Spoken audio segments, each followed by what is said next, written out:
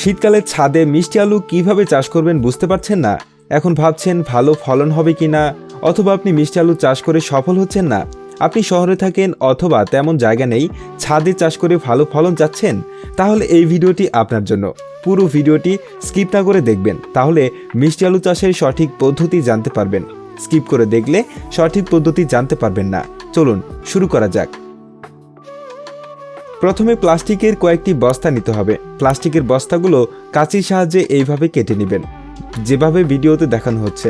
বস্তাগুলো কেটে নেওয়া শেষ হলে জৈব সার, বালু, ধানের শীষ এবং ছাই একসাথে মিশিয়ে নেবেন। সবগুলো উপকরণ মিশানো শেষে মিশ্রণগুলো প্রতিটি বস্তায় ঢেলে বস্তাগুলো ভরাট করে নেবেন। বস্তাগুলোতে মিশ্রণগুলো ভরা শেষে মিষ্টি আলু গাছের লতা দিবেন। লতাটি ছোট ছোট করে কেটে নিতে হবে।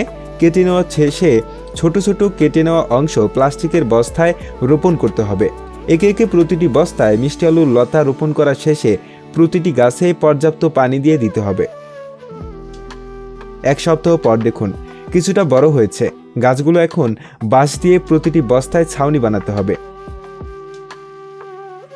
বাঁশগুলো বস্তার উপর তারকাটা দিয়ে বেঁধে দিতে হবে প্লাসের সাহায্যে। একে একে সব কয়টি বস্তায় ছাউনি বাঁধার পর পর্যাপ্ত পানি দিয়ে দিতে হবে। প্রতিটি বস্তার উপর ছাউনি বানানোর কারণ লতাগুলো যাতে বেয়ে ছাদে লেগে না যায়। ছাউনি দিয়ে বেয়ে উপর দিকে উঠে যেতে পারে।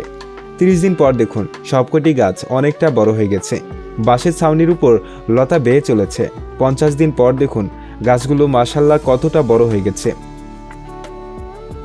80 দিন পর দেখুন সব কয়টি গাছ ছাউনি বেয়ে চলছে।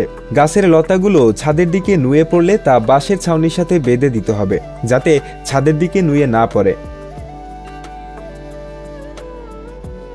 এই পর্যায়ে বালু, জৈব সার, রাসায়নিক সার মিশিয়ে নিতে হবে। সবগুলো উপকরণ ভালো করে মিশানোর পর মিশ্রণটি একে একে প্রতিটি গাছের গোড়ায় দিয়ে দিতে হবে।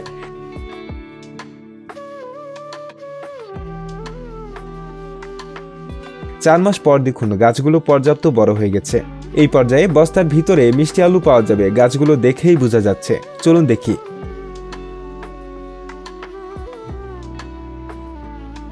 মিষ্টি আলু কিরকম হয়েছে প্রতিটি বস্তায়। প্রথমে একটি বস্তা কাঁচির সাহায্যে কেটে ফেলতে হবে। বস্তার ভিতরে দেখুন মাশাআল্লাহ অনেক মিষ্টি আলু হয়েছে। একে একে প্রতিটি বস্তা কেটে ফেলতে হবে। আরও কিছুদিন অপেক্ষা করলে আলুগুলো নষ্ট হয়ে যেতে পারে। একে একে প্রতিটি বস্তা কাঁচির সাহায্যে কেটে ফেলবেন। দেখুন কতগুলো মিষ্টি আলু পেয়েছি, সবগুলো বস্তা থেকে।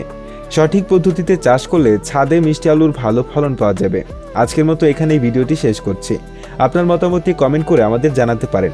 দেখা হবে নতুন কোনো কৃষিভিত্তিক ভিডিওতে। সে পর্যন্ত সুস্থ থাকুন, ভালো থাকুন। আমাদের চ্যানেলটি সাবস্ক্রাইব করে আমাদের পাশেই থাকুন। আল্লাহ হাফেজ।